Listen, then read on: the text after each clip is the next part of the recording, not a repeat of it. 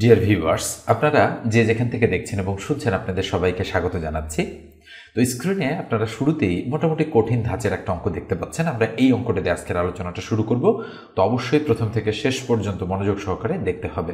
আর শুরুতেই বলে রাখি, এখন পর্যন্ত যদি আপনারা কেউ সাবস্ক্রাইব না করে থাকেন তাহলে সাবস্ক্রাইব করে দেবেন, আর ফেসবুক পেজ থেকে দেখে থাকলে পেজটা ফলো দিয়ে রাখবেন, ঠিক আছে? আর ভিডিওটাতে একটা লাইক দিয়ে দেবেন। তো এই অঙ্কটা আমরা শর্টকাট এবং ডিটেলস দুই ধরনের নিয়মেই সলিউশন করে দেখাবো আজকে। তো আমি খুবই মনোযোগ সহকারে দেখতে অনুরোধ করছি আপনাদের। তো দেখেন, আমরা আগে শুরুতেই ডিটেলস মেথডটা অ্যাপ্লাই করব এই অঙ্কটার ক্ষেত্রে, ঠিক আছে? যে কিভাবে আমরা এই অঙ্কটা সলিউশন করতে পারি। আচ্ছা, বলেন তো দেখি, বলা হচ্ছে কি একটি আয়তাকার কক্ষের ক্ষেত্রফল 192 বর্গমিটার। তাহলে আমরা বলতে পারি যে এই হচ্ছে আমাদের একটা আয়তাকার কক্ষ, এই কক্ষটার ক্ষেত্রফল 192। আচ্ছা, আমরা যদি ধরি দৈর্ঘ্য এক্স আর প্রস্থ ওয়াই, তাহলে ক্ষেত্রফল কত হবে? X y equal to 192। নিঃসন্দেহে আপনারা বুঝতে পারতেছেন যে এই লাইন থেকে আমি এই জিনিসটা বের করে ফেললাম। এখন দেখেন, বোঝেন কিনা একটা আয়তাকার কক্ষের ক্ষেত্রফল। তাহলে ধরলাম যে আয়তাকার কক্ষের ক্ষেত্রফল হচ্ছে এক্স আর দৈর্ঘ্য হচ্ছে এক্স আর প্রস্থ হচ্ছে ওয়াই। তাহলে তাদের ক্ষেত্রফল হবে এক্স ওয়াই ইকুয়াল টু 192। এটা এরপর আসেন, বলা হচ্ছে দৈর্ঘ্য 4 মিটার কমালে। আচ্ছা, দৈর্ঘ্য 4 মিটার কমানো মানে কি? তাহলে এক্স থেকে 4 মাইনাস, এটা দৈর্ঘ্য 4 মিটার কমালে এবং প্রস্থ 4 মিটার বাড়ালে। তাহলে 4 মিটার বাড়ানো মানে কি? Y plus 4। ক্ষেত্রফল অপরিবর্তিত থাকে, তার মানে এই দুটো গুণ করলেও 192 হয়। তাহলে ইন্টু 192, এটাকে আমরা বলি এ টি কিউ বা অ্যাকর্ডিং টু দ্য কোশ্চেন। নিঃসন্দেহে আপনারা এই বিষয়টা বোঝেন। ওকে, তাহলে এখান থেকে আমরা যদি মান বের করতে চাই, তাহলে কিন্তু আমাদের এক্স এবং ওয়াইয়ের মান আমরা বের করে ফেলতে পারবো এই ইকুয়েশনটা ক্যালকুলেশন করে। সেটা অপনয়ন এবং প্রতিস্থাপন যে কোনো একটা পদ্ধতি প্রয়োগ করে আমরা বের করতে পারি। তাহলে আমাদের এখানে একটা ক্লু দেওয়া আছে যে এক্স ওয়াই ইন্টু 192, মানে এক্স ওয়াই ইন্টু আকারে আছে 192 তার মান। আর এই জিনিসটা আমরা প্রশ্নমতে থেকে বের করলাম। বের করার পর এক্স আর ওয়াইয়ের মান যদি আমরা বের করতে পারি, তাহলে আমরা পরেরটাতে চলে যাব যে আয়তাকার কক্ষের সমান পরিসীমা বিশিষ্ট বর্গাকার কক্ষের ক্ষেত্রফল কত হবে সেটা আমরা বের করতে পারবো। তাহলে এখান থেকে আমরা কি করব? এবারে এক্স মাইনাস 4 আর ওয়াই প্লাস 4 ইকুয়াল টু 192, এটা আমরা বের করার চেষ্টা করি। তো স্ক্রিনটা আমি একটু ব্লার করে দিচ্ছি, ভালো করে একটু খেয়াল করেন। তাহলে বা আমরা লিখতে পারি কি, এক্স আর ওয়াই গুণ করলে এক্স ওয়াই, আচ্ছা, প্লাস অর্থাৎ এই এক্স দ্বারা 4কে গুণ করলে 4x, মাইনাস 4 দ্বারা ওয়াইকে গুণ করলে মাইনাস 4y, আর প্লাসে মাইনাসে মাইনাস কত হচ্ছে বলেন তো দেখি? 4 4 16 ইকুয়াল কত? 192। তাহলে এক্স ওয়াইয়ের ভ্যালু কত? দেখেন, এই যে এক্স ওয়াইয়ের ভ্যালু হচ্ছে 192, যেটা আমরা এখানে বসিয়ে দেব, ঠিক আছে?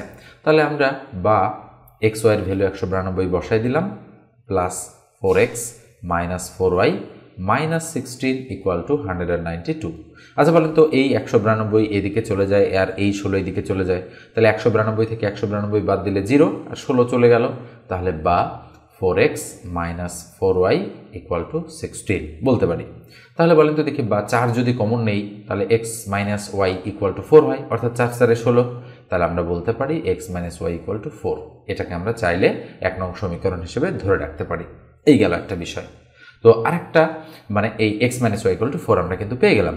দেখেন, ভালো করে খেয়াল করে একটু। এবার আসেন, আমরা যদি এই যে এক্স ওয়াই ইকুয়াল টু 192, এখান থেকে যদি আমরা এক্স এর ভ্যালু বের করতে চাই, তাহলে 192 ভাগ ওয়াই হবে। তাহলে এই এক্স এর মানটা আমরা এখানে বসাই দিতে পারি। এটা একটা প্রসেস। আরেকটা প্রসেস হচ্ছে x minus y equal to 4 পেয়েছি, এবার এক্স প্লাস ওয়াইয়ের মান বের করার চেষ্টা করব, যাতে করে আমরা করতে পারি কি, কাটাকাটি করে এক্স আর ওয়াইয়ের ভ্যালু আমরা বের করে ফেলতে পারি। তো আমি একটু এখানে টান দিচ্ছি। আমি চাই x plus y whole square এই সূত্র প্রয়োগ করে অপনয়ন পদ্ধতিতে করব। তাহলে এটার অনুসিদ্ধান্ত কি? অনুসিদ্ধান্ত হচ্ছে x minus y whole square plus হচ্ছে 4xy। ওকে, এটা অনুসিদ্ধান্ত। তাহলে x plus y whole square, তাহলে এক্স মাইনাস ওয়াই এর মান কত? 4। তাহলে 4-এর উপরে স্কোয়ার মানে 16, প্লাস 4 ইন্টু এক্স ওয়াই এর মান 192। তাহলে 4 দুগুণ 8, হাতে কত? হাতে নাই। তাহলে 4 নং 36, 6 হাতে 3, 4 একে 4 আর 3 7, 768। তাহলে 8 আর 6 14, 4 হাতে 1, 6 একে 7, 7 6 কত হচ্ছে? 6 একে 7, 7 একে 8, ওকে, আর 784, তাহলে আমরা বলতে পারি 784কে যদি আমরা বর্গমূল করি তাহলে আমাদের কত হয় 28। ওকে, আপনারা করে দেখবেন, তাহলে x plus y equal to আমি 28 পেয়ে গেলাম। এটা 2 নং সমীকরণ। আচ্ছা বলেন তো দেখি এই 1 নং আর 2 নং কাটাকাটি করলে আমরা এক্সের ভ্যালু বের করতে পারবো কিনা। দেখেন এই যে ওয়াই প্লাস মাইনাস কাটা যায়, তাহলে আমরা একটু বাম সাইডে কাটাকাটি করার চেষ্টা করব। ওকে, তাহলে আমরা কি পেয়েছি, আমরা পেয়েছি x minus y equal to 4 আর x plus y equal to হচ্ছে 28। তাহলে আমরা কি লিখবো, 1 যোগ 2 করে পাই। ওকে, এটা আমরা লিখে দিব। তাহলে কাটাকাটি যদি আমরা করি ওয়াই ক্রস, তাহলে থাকলো 2x ইকুয়াল টু 28 আর 4 32। তাহলে সুতরাং এক্স এর ভ্যালু কত, 16 দুগুণ 32, 16। এখন এক্স ইকুয়াল যেহেতু 16, তাহলে এক্স এর মান যদি আমি 2 নং সমীকরণে বসাই দিই, খেয়াল করে দেখেন যে 2 নং সমীকরণে যদি আমি বসাই দিই এটা, তাহলে কি হবে, x plus y equal to 28 আছে। তাহলে আমি এক্স প্লাস ওয়াই, আচ্ছা আগে লিখি 28, তাহলে এক্স এর value 16 plus y equal to 28।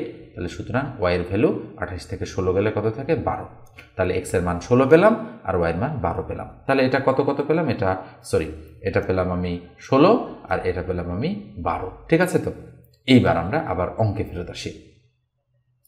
তো এখানে আমি একটু মুছে দিচ্ছি, খেয়াল করে দেখেন এই জায়গাটুকু যেন আপনারা ঠিকঠাকভাবে দেখতে পারেন। ওকে, আচ্ছা তাহলে কি দাঁড়াচ্ছে বলেন তো দেখি।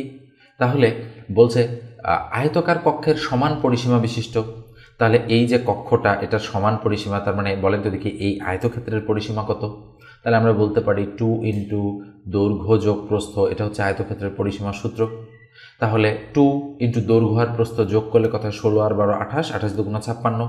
তাহলে আমরা কত পেলাম, 56 পেলাম। আয়তকার কক্ষের সমান হচ্ছে পরিসীমা। এবার বর্গাকার কক্ষ, তার মানে ওই আয়তক্ষেত্রের পরিসীমাও যা বর্গক্ষেত্রের পরিসীমাও তা। তাহলে বর্গক্ষেত্রের পরিসীমাও হচ্ছে আমরা বলতে পারি 56। তাহলে এবার যদি বর্গক্ষেত্র হয় তাহলে বর্গক্ষেত্রটা তো এরকম হবে, তাই না, 4 বাহু সমান। ঠিক আছে, তাহলে 4 বাহু যদি সমান হয় তাহলে 56কে 4 দ্বারা ভাগ করলে 14 14 14 14, তার মানে হচ্ছে প্রত্যেকটাই 14 হচ্ছে, 4 14 56। তাহলে আমরা কি পেলাম, বর্গক্ষেত্রের পরিসীমা হচ্ছে থেকে আমরা বের করতে পারলাম বর্গক্ষেত্রের 1 বাহুর দৈর্ঘ্য। তাহলে 1 বাহুর দৈর্ঘ্য কত, 14। তাহলে এবার বর্গক্ষেত্রের ক্ষেত্রফল, তাহলে আমরা জানি বর্গের 1 বাহুর দৈর্ঘ্যের উপর স্কোয়ার দিলেই ক্ষেত্রফল বের হয়ে যায়। তাহলে 14 14 196। এইভাবে আমাদের কিন্তু অঙ্কটা করে ফেলতে হবে। তো যথেষ্ট সময় লেগে গেল এখানে অঙ্কটা করতে। এবার আমরা করব কি, এই অঙ্কটা খুব তাড়াতাড়ি করার জন্য একটা শর্টকাট মেথড প্রয়োগ করব। সেটা কিভাবে, আচ্ছা বলেন তো দেখি। আমরা বলতে পারি যে একটা আয়তকার কক্ষের ক্ষেত্রফল 192 বর্গমিটার, এর দৈর্ঘ্য 4 মিটার কমালে এবং প্রস্থ 4 মিটার বাড়ালে ক্ষেত্রফল অপরিবর্তিত থাকে। তাহলে তাড়াতাড়ি করার জন্য 192কে আমরা লসাগু করব। তাহলে 96 দুগুণ 192, 48 দুগুণ 96, 2 দিয়ে যায় কত হবে, 24 দুগুণ 48। তাহলে 24, 2 দিয়ে দিলে 12, 2 দিয়ে দিলে 6, 2 দিয়ে দিলে 3। খেয়াল করে দেখেন তো হচ্ছে 2 2 2 2, এই 4টা 2 যদি গুণ করি 2 দুগুণ 4, 4 দুগুণ 8, 8 দুগুণ 16, আর এইটা যদি গুণ করি 2 দুগুণ 4, 3 4 12, তাহলে 16 আর 12, তাহলে 16 আর 12 গুণ করলে 192। এখন আসেন এর দৈর্ঘ্য 4 মিটার কমালে এবং প্রস্থ 4 মিটার বাড়ালে, তার মানে এটা যদি 4 কমাই তাহলে 12 হয়, এটা যদি 4 বাড়াই তাহলে 16 হয়। তাহলে অপরিবর্তিত থাকতেছে, এই দুটো গুণ করলেও 192, এই দুটো গুণ করলেও 192। এখন ঘটনা হচ্ছে আপনি হয়তো বলতে পারেন যে আমি কিভাবে বুঝবো যে এটাই হবে। আপনাকে একটু এই 2 দুগুণ 4 এটা, আবার 2 দুগুণ 4, 4 দুগুণ 8, 8 দুগুণ 16, 3 16 48, তাহলে 48 আর 4 গুণ করলে 192। এখন আপনি মিলায় দেখেন যে 4 বাড়ালে বা কমালে হচ্ছে ক্ষেত্রফল অপরিবর্তিত থাকে কিনা, অবশ্যই থাকে না। তো এইভাবে 2-1বার চিন্তা করলে এই বিষয়টা বের হয়ে আসবে এখান থেকে। ঠিক আছে, এটা এইভাবে। তো এবার যেহেতু 16 আর 12 বের করতে পেরেছেন, তাহলে বাকিটা আপনারা আগের মতো নিয়মেই ক্যালকুলেশন করতে পারবেন, মানে সময় কিছুটা আমরা কমায় নিয়ে আসলাম। আরও একভাবে চিন্তা করতে পারেন, সেটা কি, সেটা হচ্ছে দেখেন যেহেতু বলা হচ্ছে 4 মিটার কমালে এবং প্রস্থ 4 মিটার বাড়ালে, তার মানে ডিস্টেন্স কিন্তু 4 4 করে। তাহলে আমরা বলতে পারি 4 8 12 16 20 24 28, তাই না, এরকমভাবে যাচ্ছে না বিষয়টা, অবশ্যই ডট ডট ডট ডট চলতেইছে। তাহলে বলেন তো এগুলো হচ্ছে আমরা 4 আর 8 গুণ করলে 4 8 32 হয় না 192, 8 12 96, 192 হচ্ছে না, কিন্তু 12 আর 16 যদি আমরা গুণ করি 192 হয়। আর এই কন্ডিশনটাও দেখেন মিলে যায়। তাহলে আমরা এভাবেও কিন্তু চিন্তা করে বের করতে পারি। তো এই যে এত কিছু আমি বললাম, এর কারণ কি, এর কারণ হচ্ছে অঙ্কটা কিন্তু সবসময় হুবহু আসে, চেঞ্জ করে না। ওকে, আরেকটা পরীক্ষা এসেছে, সেটা হচ্ছে বলেছে যে অপরিবর্তিত থাকে, এবার বলেছে দৈর্ঘ্য কত। তাহলে দৈর্ঘ্য হচ্ছে 16। সেই পরীক্ষার প্রশ্ন তো খুব দ্রুত আপনারা অ্যান্সার বের করতে পারবেন। যদি বলে প্রস্থ কত, প্রস্থ হচ্ছে 12। কিন্তু যেহেতু অতিরিক্ত একটা অংশ এখানে দেওয়া আছে এবং এটা 34তম বিসিএস পরীক্ষার অঙ্ক, সেক্ষেত্রে কিন্তু এই জিনিসটা সম্পর্কে আপনাদের ভালো একটা ধারণা রাখতে হবে, নচিত কিন্তু পারবেন না আপনার অঙ্কটা বুঝতে। ঠিক আছে, তো এবার আমি নেক্সট অঙ্কে চলে যাচ্ছি। স্ক্রিনের এই অঙ্কটা দেখেন, বলা হচ্ছে একটি গাড়ির চাকা প্রতি মিনিটে 90 বার ঘুরে, 1 সেকেন্ডে চাকাটি কত ডিগ্রি ঘুরবে, এটা বের করতে হবে আমাদেরকে। তাহলে বলেন তো দেখি, একটা গাড়ির চাকা মানে কীরকম? নিঃসন্দেহে আপনারা বুঝতে পারছেন, ধরেন এটা একটা গাড়ির চাকা, তার মানে চাকা কিন্তু একটা বৃত্ত। একটা বৃত্ত কত ডিগ্রি কোণ উৎপন্ন করে বলেন তো দেখি? 360 ডিগ্রি, এটা মাথায় রাখতে হবে। একটা গাড়ি উৎপন্ন করে, একবার যদি চাকাটা ঘোরে বা এই বৃত্তটা যদি একবার রাউন্ডটা কমপ্লিট করে, তাহলে 360 ডিগ্রি কোণ উৎপন্ন হয়, এটা একটু মাথায় রাখতে হবে। আচ্ছা, যদি অর্ধেকবার ঘোরে, তাহলে 360কে 2 দিয়ে ভাগ করলে 18, 180 ডিগ্রি কোণ উৎপন্ন করে অর্ধেকটা ঘুরলে। ওকে, তাহলে একটি গাড়ির চাকা প্রতি মিনিটে 90 বার ঘোরে, তাহলে প্রতি মিনিটে 90 বার ঘোরা মানে কি? তার মানে 60 সেকেন্ডে ঘোরে 90 বার। তাহলে বলেন তো 1 সেকেন্ডে কয়বার ঘোরে? নিঃসন্দেহে 1.5 বার, তার মানে 1.5 বার। দেখেন 60 সেকেন্ডে যদি 90 বার ঘুরে, তাহলে 1 সেকেন্ডে কতটুকু ঘুরে? এই 60 দ্বারা যদি আমরা 90কে ভাগ করি, তাহলে 1.5 পাওয়া যাবে। তাহলে আমরা বুঝতে পারতেছি 1 সেকেন্ডে 1.5 বার ঘুরে। তাহলে বলা হচ্ছে 1 সেকেন্ডে চাকাটি কত ডিগ্রি ঘুরবে। তাহলে 1 সেকেন্ডে ঘুরে 360 ডিগ্রি, আর হাফ সেকেন্ড মানে অর্ধেক সেকেন্ডে ঘুরে 180 ডিগ্রি। তাহলে 360 আর 180 কত হয়? 540 ডিগ্রি। তাহলে অবশ্যই বুঝতে পেরেছেন যে কিভাবে আমি অঙ্কটা করলাম। তো এরপর যে একটু বলি, যারা চ্যানেলে নতুন, যদি সাবস্ক্রাইব না করে থাকেন তাহলে অবশ্যই সাবস্ক্রাইব করবেন, আর ফেসবুক পেজ থেকে দেখে থাকলে পেজটা ফলো দিয়ে রাখবেন। এবার আমরা নেক্সট অঙ্কে চলে যাচ্ছি। স্ক্রিনের এই অঙ্কটা দেখেন, এটা 32তম বিশেষ বিসিএসে এসেছে। বলা হচ্ছে একটা আয়তাকার ঘরের দৈর্ঘ্য প্রস্থ অপেক্ষা 4 মিটার বেশি, ঘরটির পরিসীমা 32 মিটার হলে ঘরটির দৈর্ঘ্য কত? তাহলে আমরা একটা ঘর তৈরি করব। এই হচ্ছে একটা আয়তাকার ঘর, যেটার কি বলা হচ্ছে? যেটার বলা হচ্ছে দৈর্ঘ্য প্রস্থ অপেক্ষা 4 মিটার বেশি। তাহলে আমরা ধরে নিলাম প্রস্থ x, তাহলে দৈর্ঘ্য হচ্ছে x+4। নিঃসন্দেহে বোঝা যাচ্ছে এটা প্রস্থ আর এটা হচ্ছে দৈর্ঘ্য। দেখেন কন্ডিশনটা, একটা আয়তাকার ঘরের দৈর্ঘ্য প্রস্থ অপেক্ষা 4 মিটার বেশি, তাহলে আয়তক্ষেত্র নিশ্চয়ই বোঝেন যে যার মানে বিপরীত বাহু দুটি সমান। ওকে, সেটা হচ্ছে আয়তক্ষেত্র। এবার বলা হচ্ছে ঘরটির পরিসীমা 32 মিটার, তাহলে আয়তক্ষেত্রের পরিসীমা সূত্র কি? তাহলে আমরা বলতে পারি যে আয়তক্ষেত্রের পরিসীমা ইকুয়াল টু 2 ইন্টু দৈর্ঘ্য যোগ প্রস্থ, এটা। তাহলে পরিসীমা কত? 32 মিটার, তাহলে 32। 2 ইন্টু দৈর্ঘ্য কত? দৈর্ঘ্য হচ্ছে x+4 গুণন প্রস্থ কত? ইন্টু প্রস্থ হচ্ছে x, আমরা ইন্টু x রাখলাম, তাই না? সরি, এখানে কিন্তু ইন্টু না, এখানে কিন্তু আমাদের প্লাস হবে, কেননা এটা পরিসীমা। পরিসীমার সময় কি হয়? প্লাস হয়, এটা প্লাস। 2 ইন্টু দৈর্ঘ্য প্লাস প্রস্থ, এটা হচ্ছে পরিসীমা। আমি একটু ভুল করেছিলাম। তাহলে আচ্ছা বলেন তো দেখি কি হবে? তাহলে 32 equal to 2 into x(2x) plus 4। তাহলে 2 এদিকে আসলে ভাগ হয়ে যাবে, তাহলে হবে 16 ইকুয়াল 2x প্লাস 4। তাহলে বলেন তো দেখি কি দাঁড়াচ্ছে? 2x ইকুয়াল টু 16 থেকে 4 মাইনাস করলে থাকে 12, তাহলে x ইকুয়াল টু 6। x যদি 6 হয় তাহলে x+4 কত? 10। বলা হচ্ছে কি ঘরটির দৈর্ঘ্য কত? তাহলে দৈর্ঘ্য হচ্ছে দেখেন বড়টা 10 মিটার। তাহলে নিঃসন্দেহে আমাদের সঠিক উত্তর হচ্ছে এই যে এই অপশনটা, মানে বি নাম্বার অপশনটা রাইট। এবার আমরা নেক্সট অঙ্কে চলে যাচ্ছি। স্ক্রিনের এই অঙ্কটা দেখেন, বলা হচ্ছে একটি আয়তাকার ঘরের দৈর্ঘ্য বিস্তারের দ্বিগুণ, এর ক্ষেত্রফল 512 বর্গমিটার হলে পরিসীমা কত? নিঃসন্দেহে করতে পারবেন। তো এই অঙ্কটা আমি আপনাদেরকে হোমওয়ার্ক দিচ্ছি, 6 নম্বর অঙ্কটার উত্তর বের করে অবশ্যই আপনারা আমাকে কমেন্ট সেকশনে কমেন্ট করে জানাবেন। এই অঙ্কটাও আপনারা করবেন। ওকে, বলা হচ্ছে একটি আয়তাকার ক্ষেত্রের দৈর্ঘ্য বিস্তারের 3 গুণ, দৈর্ঘ্য 48 মিটার হলে ক্ষেত্রটির পরিসীমা কত? তো ঠিকঠাক আপনারা অঙ্কটা করে কমেন্ট সেকশনে আমাকে 9 নম্বর অঙ্কটার উত্তরও জানিয়ে দেবেন। এরপর আমরা হচ্ছে পরিমিতি টাইপের অঙ্ক থেকে অন্য অঙ্কে চলে যাচ্ছি। এই অঙ্কটা দেখেন, বলা হচ্ছে একটি সমকোণী ত্রিভুজের লম্ব ভূমি অপেক্ষা 2 সেন্টিমিটার ছোট, কিন্তু অতিভুজ ভূমি অপেক্ষা 2 সেন্টিমিটার বড়। ওকে, বলা হচ্ছে অতিভুজের দৈর্ঘ্য কত? তাহলে আমরা দেখতে পাচ্ছি যে এটার ভূমি হচ্ছে ভূমির চেয়ে লম্বটা ছোট। তাহলে আমরা অঙ্কন করার চেষ্টা করি। এই হচ্ছে লম্ব, ধরে নিলাম এটা হচ্ছে ভূমি, আর এটা হচ্ছে অতিভুজ। তার মানে অতিভুজটা কিন্তু সবচেয়ে বড় হয়, এটা অতিভুজ। লম্বটা যেহেতু বলা হচ্ছে কন্ডিশন অনুযায়ী ছোট, আর ভূমিটা লম্বের চেয়ে বড়। তাহলে আমরা ধরে নিলাম ভূমি হচ্ছে x। তাহলে একটি সমকোণী ত্রিভুজের লম্ব ভূমি অপেক্ষা 2 সেন্টিমিটার ছোট, তাহলে অবশ্যই লম্ব x-2। কিন্তু অতিভুজ ভূমি অপেক্ষা 2 সেন্টিমিটার বড়, তাহলে ভূমির চেয়ে অতিভুজটা x+2 এভাবে। তাহলে আমরা হচ্ছে সমকোণী ত্রিভুজের সূত্র অনুযায়ী কি জানি যে অতিভুজের উপরে স্কোয়ার ইকুয়াল লম্ব স্কোয়ার প্লাস ভূমি স্কোয়ার। তাহলে আমরা এই সূত্রটা প্রয়োগ করে দিতে পারি। সূত্রটা কি? সূত্রটা হচ্ছে এরকম যে আমরা যদি অতিভুজের উপরে স্কোয়ার করি তার মান ইকুয়াল আমাদের লম্ব তার উপরে স্কোয়ার প্লাস ভূমির উপরে স্কোয়ার, এটা সমান হয়। তো আমরা স্ক্রিনটা একটু ব্লার করে দিয়ে অন্য কালার ব্যবহার করছি। তাহলে এখানে সূত্র কি হবে? এক্স স্কোয়ার মানে a square plus 2ab plus b square, তাহলে 2 × x × 2, তাহলে 2 × 2 = 4x প্লাস হচ্ছে 4, এখানে কি হবে x square minus 4x plus হচ্ছে 4 আর প্লাস এক্স স্কোয়ার। তাহলে খেয়াল করেন এক্স স্কোয়ার ক্রস উভয় দিকের, ওকে। তাহলে বা কি থাকতেছে এখানে? এখানে থাকতেছে 4x প্লাস 4, এটা যদি এদিকে আসে তাহলে plus 4x minus 4 minus x square equal to 0। তাহলে আমরা কি করতে পারি? প্লাস 4 মাইনাস 4 কাটা দিতে পারি। তাহলে আমাদের এখানে হচ্ছে 8x minus x square equal to 0।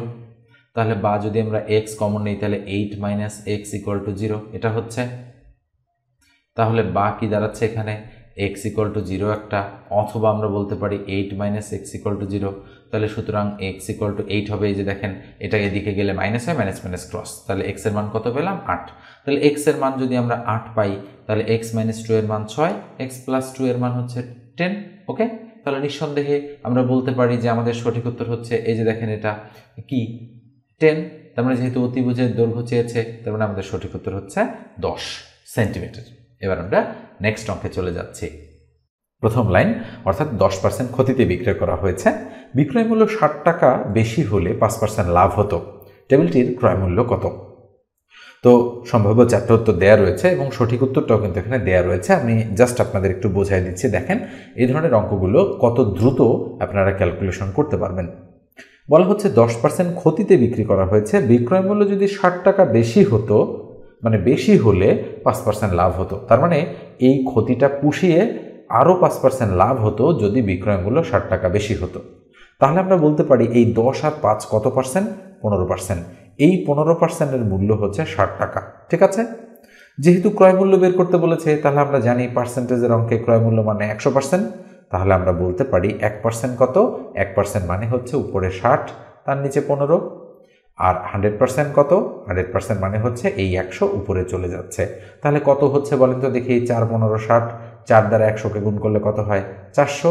তাহলে নিঃসন্দেহে আমরা বলতে পারি গ নম্বর যে অপশনটা রয়েছে সেটাই আমাদের কিন্তু রাইট অপশন। এবার আমরা নেক্সট অঙ্কে চলে যাচ্ছি। স্ক্রিনের এই অঙ্কটা দেখেন, বলা হচ্ছে বাতেন 23% ক্ষতিতে একটি চেয়ার বিক্রি করে। চেয়ারটি 324 টাকা বেশি দামে বিক্রি করলে তার 13% লাভ হয়। চেয়ারটির ক্রয় মূল্য কত টাকা? তো যে কোনো পার্সেন্টেজের অঙ্কে আমরা ধরতে পারি ক্রয় মূল্য কত টাকা? 100 টাকা বা 100%, এটা আমরা ধরে নিতে পারি। তো এখন আসেন, বলা হচ্ছে 23% ক্ষতিতে একটি চেয়ার বিক্রি করে, ওকে। তাহলে আমরা বলতে পারি কত পার্সেন্ট ক্ষতি হয়? 23% ক্ষতি। এবং বলা হচ্ছে যে যদি 324 টাকা বেশি দামে চেয়ারটা বিক্রি করত তাহলে তার 13% কি হতো? লাভ হতো। তাহলে আমরা কি এটা বলতে পারি না যে এই যে 23% আর এই যে 13%, এই দুটোর যোগফল 36% ইকুয়াল 324 টাকা? একটু ভালো করে চিন্তা করে দেখেন। অবশ্যই আমরা বলতে পারি তাহলে 23 আর 13 হচ্ছে 36%। তাহলে 36%-এর ভ্যালু হচ্ছে 324 টাকা। তাহলে 1%-এর ভ্যালু কত? তাহলে উপরে 324, তার নিচে অবশ্যই 36। এখন যদি বলা হয় চেয়ারটির ক্রয় মূল্য কত, তাহলে ক্রয় মূল্য মানে কত? 100%। আমি বলেছি যে পার্সেন্টেজের অঙ্কে ক্রয় মূল্য মানে 100%-এর ভ্যালু। তাহলে কত হবে? এই 100 উপরে চলে যাবে। আমরা নিচে আর একটা লাইন না লিখে এখানে লিখে ফেললাম। আমরা যদি কাটাকাটি করি 4 25 100 কত থাকলো বলেন তো দেখি? 4। তাহলে 4 নং 36, 9 দ্বারা আমরা এটাকে কাটবো, 3 নং 27, 28 29 30 31 32, থাকলো 5 54, 6 নং 54। তাহলে 36 আর 25 গুণ অবস্থায় রয়েছে আমাদের। তাহলে আমরা যদি 36 আর 25 গুণ করি তাহলে হয় 4 নং 36, তার মানে 900। শর্টকাট একটা গুণের মেথড রয়েছে, আমি অন্য একদিন আপনাদেরকে শিখিয়ে দেব, ঠিক আছে। তার মানে আমাদের সঠিক উত্তর হচ্ছে 900। এবার আমরা নেক্সট অঙ্কে চলে যাচ্ছি। স্ক্রিনের এই অঙ্কটা দেখেন, বলা হচ্ছে 20% ছাড়ে একটি কলমের দাম 144 টাকা হলে কলমটির প্রকৃত দাম কত ছিল? কি বলা হচ্ছে 20% ছাড়ে একটি কলমের দাম 144 টাকা। নিশ্চয়ই দামি কলম, মোটামুটি আমরা তো 5 টাকা 10 টাকায় কলম কিনতে পারি, তাই না? তাহলে 20% ছাড়ে একটি কলমের দাম 144 টাকা। আচ্ছা বলেন তো, তাহলে আমরা বলতে পারি যে এই 144 টাকা হচ্ছে 80%-এর ভ্যালু, নিঃসন্দেহে বলা যায়। তাহলে 80% ইকুয়াল টু কত? 144 টাকা, এটা বলতে পারি, কেননা 20% ছাড় দিয়েই তো 144 টাকায় বিক্রি করা হয়েছে, তাই না? তাহলে 1%-এর ভ্যালু কত? উপরে 144, তার নিচে 80। যেহেতু বলা হচ্ছে কলমটির প্রকৃত দাম কত ছিল, তাহলে আমরা জানি মূল দাম মানে 100%, তাহলে 100%-এর ভ্যালু কত হবে? তাহলে এই 100টা উপরে চলে যাবে, আমরা 0 0 ক্রস করে দিব। তাহলে 8 দ্বারা যদি আমরা এটাকে কাটি, 8 1 8 থাকলো 6 64, 8 8 64, তার মানে 18 আর 10, 18 গুণন 10 গুণ করলে কত হবে? 180। তার মানে আমাদের কলমটার প্রকৃত মূল্য বা প্রকৃত দাম ছিল 180 টাকা। এবার আমরা নেক্সট অঙ্কে চলে যাচ্ছি। স্ক্রিনের এই অঙ্কটা দেখেন, বলা হচ্ছে 1000 টাকা 12% চক্রবৃদ্ধি মুনাফা হারে বিনিয়োগ করলে 2 বছর পরে লাভ সহ কত হবে? খুবই সুন্দর একটা অঙ্ক। তো চক্রবৃদ্ধি মুনাফার অঙ্ক আমি কিন্তু প্রিভিয়াস যে ভিডিও দুটো আপলোড করেছি বা 3টা ভিডিও আপলোড করেছি সেখানেই করে দিয়েছি। তো আমি আচ্ছা আরও একবার করে দিচ্ছি, দেখেন ভালো করে, কারণ এখানে অ্যান্সারটা দেয়াই রয়েছে, না হলে আমি কিন্তু এটা আপনাদের HW দিতাম। তাহলে মোট টাকা কত টাকা? 1000 টাকা। কত পার্সেন্ট মুনাফা? 12%। তাহলে 1000 টাকার 12% মানে 12 ভাগ 100, 0 দুটো যদি আমি ক্রস করে দিই, 12 বেশি 120 টাকা। তাহলে এই 120 টাকা প্রথম বছরের মুনাফা। কোন বছর? প্রথম বছর, যেহেতু 2 বছর বলেছে। তার মানে বলেন তো দেখি, পরের বছর 1000 আর 120, তার মানে 1120 টাকার উপর আমাদের প্রফিট 12% হিসাব করতে হবে, কেননা চক্রবৃদ্ধি মানে কি? সুদের সুদ। তাহলে 12 ভাগ 100, তাহলে 0 0 ক্রস করে দিলাম, 6 2 12 থাকলো 2, 5 2 10, তাহলে 5, তাহলে 6 দ্বারা যদি আমরা এটাকে গুণ করি, গুণ করে 5 দ্বারা ভাগ করি, তাহলে কত হবে? নিশ্চয়ই মানে একটু সময় লাগবে এখানে ক্যালকুলেশনটা করতে, এই কারণে কিন্তু দেখেন প্রত্যেকটার সাথে দশমিক রয়েছে। তাহলে 6 দ্বারা গুণ করলে 6 2 12 2, হাতে 1, 6 1 6 আর 1 7, আর 6 1 6, তাহলে 672। 672কে 5 দ্বারা ভাগ করব, তাহলে 672 কে আমরা 5 দ্বারা ভাগ করলে 5 1 5 থাকলো কত? 1, কেটে নামালাম 7, 3 5 15 হলো, থাকলো কত? 2, কেটে নামালাম 2, তাহলে 4 5 কত? 20 হচ্ছে, থাকলো কত? 2, দশমিক দিয়ে একটা 0 নিলাম, 4 5 20, তাহলে 134 টাকা 40 পয়সা হয়ে গেল। তাহলে বলেন তো দেখি, এখন চক্রবৃদ্ধি মুনাফা হচ্ছে, তার মানে লাভ সহ কত টাকা হবে? তাহলে আসল ছিল 1000 টাকা, প্রথম বছর লাভ হয়েছে 120 টাকা, পরের বছর লাভ হয়েছে 134 টাকা, 134 টাকা 40 পয়সা। তাহলে বলেন তো দেখি, আমরা 40 পয়সার জায়গায় 40 পয়সা লিখলাম, 4-এর জায়গায় 4 লিখলাম, 3 2 5, 1 1 2, থাকলো কত? 1254 টাকা 40 পয়সা। তাহলে কোথায় রয়েছে? আমাদের ক নম্বরে রয়েছে 1254 টাকা 40 পয়সা। ঠিক আছে, তো এই হচ্ছে আমাদের এই অঙ্কটার অ্যান্সার। তাহলে নিশ্চয়ই বুঝতে পেরেছেন যে কিভাবে করা হলো। এবার আমরা নেক্সট অঙ্কে চলে যাচ্ছি। স্ক্রিনের এই অঙ্কটা দেখেন, আমি অ্যান্সারটা মুছে দিয়েছি, কেননা আমি এই অঙ্কটা আপনাদের HW দিব। বার্ষিক শতকরা 5 টাকা হারে 500 টাকার 3 বছরের সরল মুনাফা কত হবে? খুবই ইজি একটা অঙ্ক। অবশ্যই আপনারা অঙ্কটা বের করে 22 নম্বরের অ্যান্সারটা কমেন্ট সেকশনে আমাকে জানাই দেবেন। ঠিক আছে, এবার আমরা নেক্সট অঙ্কে চলে যাচ্ছি। স্ক্রিনের এই অঙ্কটা দেখেন, বলা হচ্ছে বার্ষিক 10% হার সুদে ষান্মাসিক চক্রবৃদ্ধিতে 2000 টাকার 1 বছরের সুদ কত? মনে রাখতে হবে ষান্মাসিক চক্রবৃদ্ধি কিন্তু। তো এটা আমি করে দিচ্ছি না, এটা আমি HW দিচ্ছি, কিছুটা কঠিন হবে আপনাদের জন্য করা। তো এই অঙ্কটা যদি আপনারা করতে পারেন, তো মনে রাখবেন সেক্ষেত্রে চক্রবৃদ্ধি এবং সরল মুনাফার ক্ষেত্রে আপনাদের দক্ষতা মোটামুটি লেভেলে রয়েছে। ঠিক আছে, তো 2 নম্বর অঙ্কের অ্যান্সার কত হবে এটাও আপনারা কমেন্ট সেকশনে কমেন্ট করে জানাবেন। আর যদি করতে না পারেন, তাহলে অবশ্যই কমেন্টে লিখবেন যে ষান্মাসিক চক্রবৃদ্ধির অঙ্কগুলো আমরা ঠিকঠাকভাবে বুঝতে চাই, তাহলে আমি স্পেসিফিক একটা ভিডিও আপনাদের জন্য বানিয়ে দেওয়ার চেষ্টা করব। এবার আমি নেক্সট অঙ্কে চলে যাচ্ছি। স্ক্রিনের এই অঙ্কটা দেখেন, লগের একটা অঙ্ক, খুবই সুন্দর একটা অঙ্ক। এটা কি বলা হচ্ছে বলেন তো দেখি? বলা হচ্ছে লগ 10 বেজ x ইকুয়াল 2 হলে x ইকুয়াল টু কত? তাহলে লগের বেস কত? 10, লগ বরাবর x ইকুয়াল টু 2। তাহলে বলেন তো দেখি আমরা কি করব? x এর মান যেহেতু বের করতে চাই, তাহলে আমরা লগ যদি তুলে দেই, তাহলে বেজের জায়গায় থাকে, এই 2 এবং এই x পরস্পর স্থান পরিবর্তন করবে, তাহলে ইকুয়াল টু x হয়ে যাবে। খেয়াল করে দেখেন, তার মানে এই 2 আসলে x এর জায়গায়, x গেল 2 এর জায়গায়। তাহলে সুতরাং x ইকুয়াল টু কত হবে, 10 এর স্কোয়ার মানে কত, 100। তাহলে নিঃসন্দেহে ঘ নম্বর অপশনটা রাইট। দেখেন কত সহজ অঙ্ক। এবার আমরা নেক্সট অঙ্কে যাচ্ছি। স্ক্রিনের এই অঙ্কটা দেখেন কি বলা হচ্ছে, 8 এর উপরে স্কোয়ার। এগুলো প্রত্যেকটাই কিন্তু বিভিন্ন চাকরির পরীক্ষায় এসেছে। সহজ বলে আপনারা ভাববেন না যে এগুলো হচ্ছে পরীক্ষায় আসে না, এগুলোও কিন্তু চলে আসে। তাহলে আমি অঙ্কটা তুলছি 8 এর স্কোয়ার ইন্টু 8 টু দি পাওয়ার 0। তাহলে সূচকের যে নিয়মটা মনে রাখবেন, a টু দি পাওয়ার 0 মানে 1, x টু দি পাওয়ার 0 মানে 1, তার মানে 100 টু দি পাওয়ার 0 মানেও 1। তাহলে বলেন তো কত হবে, 8 এর উপর স্কোয়ার মানে 64 আর 8 এর উপর 0 মানে 1। এই বেসটার উপর ভিত্তি করেই কিন্তু অঙ্কটা তৈরি করা হয়েছে।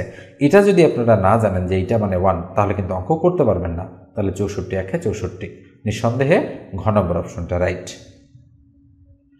স্ক্রিনের এই অঙ্কটা দেখেন বলা হচ্ছে if 2 two the power x minus 6 equal to 1/64, value of x অর্থাৎ x এর মান কত সেটা বের করতে বলা হচ্ছে। তাহলে 2 two the power x minus 6 equal to 1/64 আমরা দিয়ে দিলাম। দেওয়ার পরে কি করব, 2 two the power x minus 6 equal to আমরা 1/64কে আমরা 2 দ্বারা ভাগ করব। 32 দুগুণ 64, 16 দুগুণ 32, 8 দুগুণ 16, 4 দুগুণ 8, 2 দুগুণ 4, 1 2 3 4 5 6, 6টা 2, তাহলে 2 টু দি পাওয়ার 6। তাহলে 2 two the power x minus 6 equal to 2 two the power inverse, অর্থাৎ 2 টু দি পাওয়ার মাইনাস 6 হচ্ছে। কেননা এই জিনিসটা ক্যালকুলেশন করলে কিন্তু এটা হয়। এবার আমরা দেখতে পাচ্ছি এই বেস সমান, তাই বাদ। তাহলে x minus 6 equal to minus 6। তাহলে সুতরাং আমরা কি বলতে পারি, x ইকুয়াল টু, দেখেন মাইনাস 6 আর এই 6 এদিকে আসলে প্লাস 6, তাহলে ইকুয়াল কি হয়ে যাচ্ছে 0, প্লাস মাইনাস 6 কাটা যাচ্ছে। তার মানে ক নম্বর অপশনটা এক্ষেত্রে আমাদের রাইট। এবার আমরা নেক্সট অঙ্কে চলে যাচ্ছি। স্ক্রিনের এই অঙ্কটা দেখেন, এটা সূচকের একটা অঙ্ক। বলা হচ্ছে NSI এর ফিল্ড অফিসার পদে 2021 এসেছে 9 two the power x plus 9 two the power x plus 9 two the power x। কত হবে বলেন তো দেখি, একটা 9 two the power x common নিলে 1 প্লাস 1 প্লাস 1, খেয়াল করে দেখেন কি হচ্ছে 9 two the power x into 3। তাহলে 3 এর পাওয়ার কত বলেন তো 1। তাহলে আমরা বলতে পারি 3 এর উপর 2x ইন্টু 3 এর উপর 1। কেন 2x, কেননা 9 মানে 3 এর স্কোয়ার, পাওয়ার গুণ হচ্ছে। তাহলে ইকুয়াল 2 3 এর মধ্যে একটা 3 নিলাম, উপরে 2x, গুণ থাকলে পাওয়ারগুলো যোগ হয়, প্লাস 1, তার মানে 3 to the power 2x plus 1। এটাই হচ্ছে আমাদের সঠিক উত্তর। কোথায় রয়েছে, এই যে দেখেন 3 to the power 2x plus 1 এখানে রয়েছে। এবার আমরা নেক্সট অঙ্কে চলে যাচ্ছি। স্ক্রিনের এই অঙ্কটা দেখেন কি বলা হচ্ছে, cube root 125 into 8 equal to what. তাহলে আমরা অঙ্কটা তুলি, কিউব রুট 125 ইন্টু 8, খেয়াল করেন 8-এর উপরে কিন্তু রুট নেই, তাই না? তাহলে কিউব রুট আমরা এই যে 125কে ভাঙাতে পারি 5-এর উপর কিউব, এভাবে ইন্টু হচ্ছে 8। মনে রাখেন 5-এর উপর কিউব মানে 3টা 5, 5 গুণন 5 গুণন 5। তাহলে এই কিউব ক্রস হচ্ছে, তাহলে থাকলো 5 ইন্টু 8, তাহলে 5 8 কত 40। তার মানে সঠিক উত্তর হচ্ছে গ নম্বর অপশনটা। আমরা একটু দ্রুত করছি, নিশ্চয়ই আপনারা বুঝতে পারছেন। এবার আমি নেক্সট অঙ্কে চলে যাচ্ছি। স্ক্রিনের এই অঙ্কটা দেখেন কি বলা হচ্ছে, অঙ্কটাতে বলা হচ্ছে লগ, আমরা অঙ্কটা তুলি 3 বেজ 81 ইকুয়াল টু কত বলা হচ্ছে। তো আমরা কতর জায়গায় ধরে নিলাম যে ধরি এটা মানে x, তাহলে বা x এর ভ্যালু বের করলেই আমাদের অঙ্ক হয়ে যাবে। তাহলে আমরা কি করব, লগ তুলে দেব, তাহলে 3 to the power x equal to 81 হয়ে যাবে, কেননা এরা স্থান পরিবর্তন করবে লগ তুলে দিলে, একটু আগেই আমরা করেছি। তাহলে 3 to the power x equal 81কে যদি আমরা লসাগু করি 3 27 81, 3 9 27, 3 3 9, তাহলে 3 টু দি পাওয়ার 4 হয়। তাহলে 3 to the power 4, 3 R 3 cross, তাহলে সুতরাং x ইকুয়াল টু 4। তার মানে খ নম্বর অপশনটা আমাদের রাইট অপশন। এবার আমরা নেক্সট অঙ্কে চলে যাচ্ছি। স্ক্রিনের এই অঙ্কটা দেখেন 34 BCS এ এসেছে এই অঙ্কটা, এবং মোটামুটি ইম্পর্টেন্ট একটা অঙ্ক। তাহলে 5 to the power n plus 2 plus 35 into 5 to the power n minus 1, আর নিচে 4 into 5 to the power n।